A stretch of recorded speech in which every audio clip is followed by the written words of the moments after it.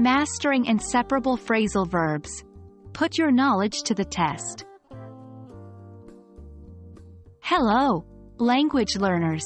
Welcome to another exciting episode in our series of intermediate English grammar. Today, we're zeroing in on a particularly interesting area: inseparable phrasal verbs. In this session, we will have an assessment and review section where you can test your knowledge. So, let's dive right in. Before we begin, let's have a quick recap. Remember, inseparable phrasal verbs are phrases that include a verb and a preposition or adverb, or both. The key point to remember is that the object can't be separated from the rest of the verb. So, you can't say, I ran my friend into, you'd say, I ran into my friend. Keep this in mind as we go through our quiz. Let's dive into our quiz. Each question will provide you with a sentence where you have to fill in the blanks with the correct inseparable phrasal verb.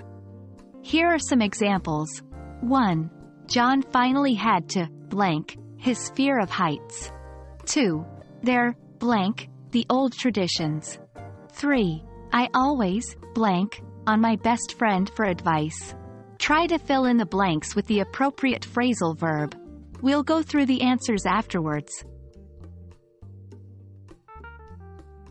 Now, let's review the answers and break them down. 1. John finally had to face up to his fear of heights. In this sentence, face up to is the inseparable phrasal verb. 2. They're hanging onto the old traditions. Here, hanging onto is our inseparable phrasal verb. 3. I always count on my best friend for advice. In this case, count on is the inseparable phrasal verb. Notice how in each sentence, the object, fear, traditions, best friend, remains attached to the phrasal verb. Remember, mastering phrasal verbs is all about practice. Try to use these phrasal verbs in your everyday English conversations. You can also make up more sentences of your own and try to fill them with inseparable phrasal verbs. This active practice will help you internalize the concept better.